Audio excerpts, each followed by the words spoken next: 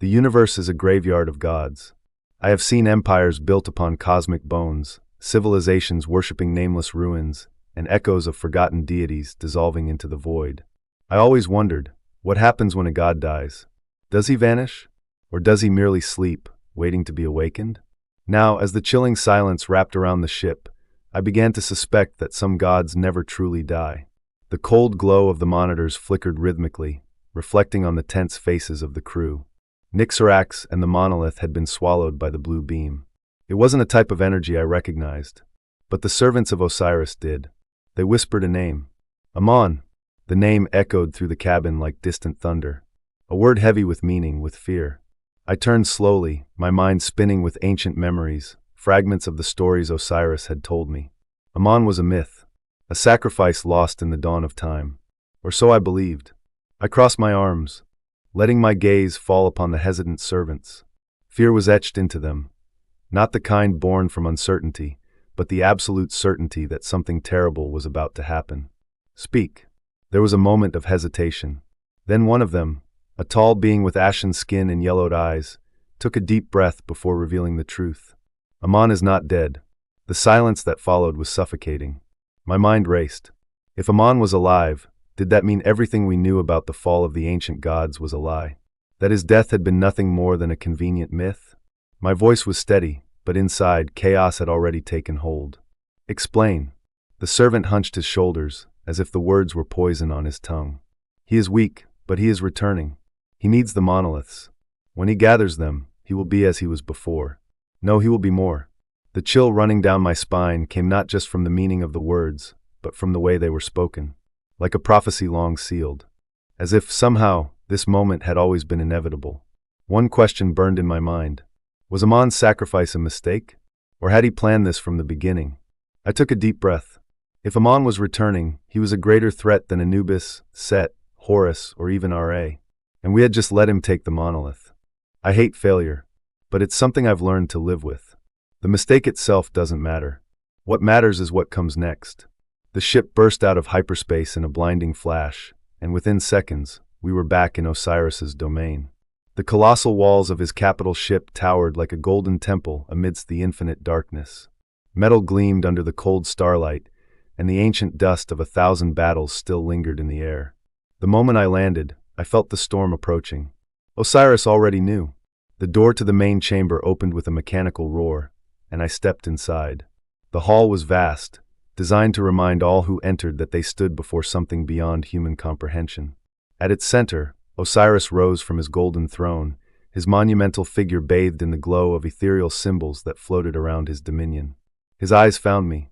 They burned like ancient suns on the verge of collapse. "Where is the monolith?"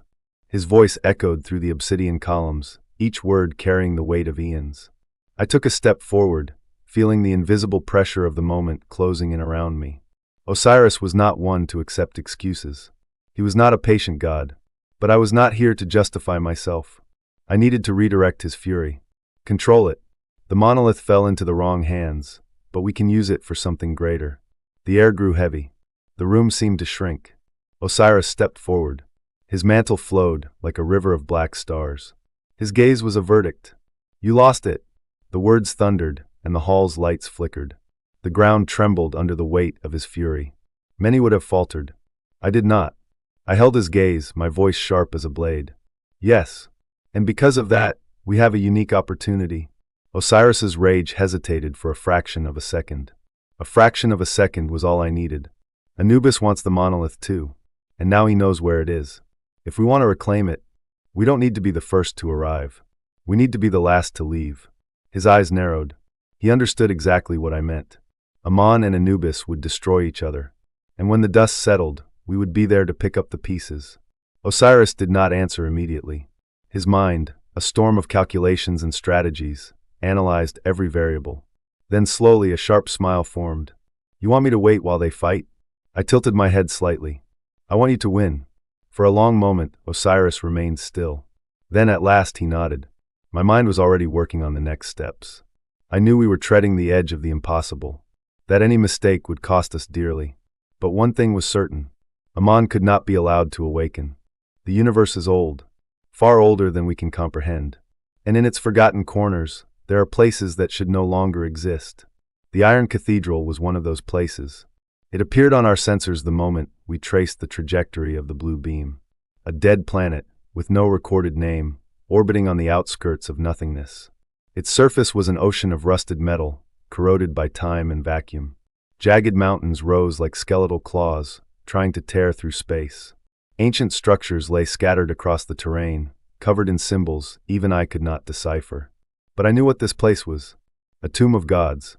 The cathedral was not just ruins. It was a monument built upon the bones of something far older.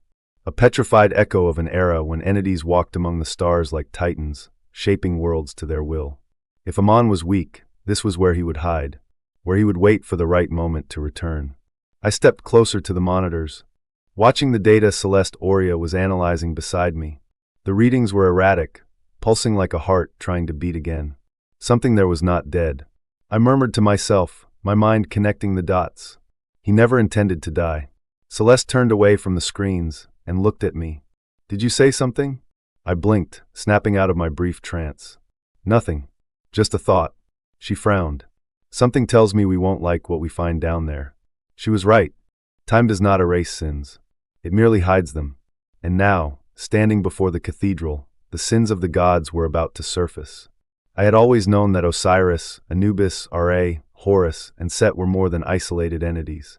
They were fragments of something greater. But until now, I believed that something greater was merely a lost empire, an ancient reign shattered by the arrogance of the gods and the tides of the universe. Now I realized how wrong I was. Amon gave us the monoliths. The voice of Osiris's servant sliced through the silence of the ship like a blade. My eyes narrowed. Explain. The warrior took a deep breath, as if even remembering was dangerous. Amon was not just the first. He was the architect. Every monolith was created by him, not as separate weapons, but as pieces of a single whole. He gave them to his children, Ra, Horus, Osiris, Set, and Anubis, so they could rule under his will. A cold silence settled over the cabin. The truth was a crushing weight. The monoliths were not just artifacts of power. They were pieces of Amon. A circuit, a mechanism that unified the gods under his dominion. But something went wrong. And then you betrayed him. This time no one denied it. The servant averted his gaze, hesitant.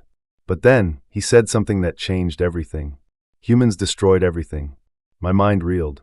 I already knew this story. I knew about Atlantis. I knew about the ancient civilizations that defied the gods and paid the price. But what came next hit me like a punch to the gut. Humans freed the Leviathan. A cold wave crawled down my spine. Leviathan. The formless entity. The ancient horror that lurked in the abyss of the earth. The one being the gods feared. In an act of desperation, humanity had awakened this primordial force. And for a moment, the immortals felt fear. The servant lowered his head. The children fled. But Amon stayed. My breath caught in my throat. He stayed to fight? The servant nodded. He didn't want to abandon Earth. He wanted to resist.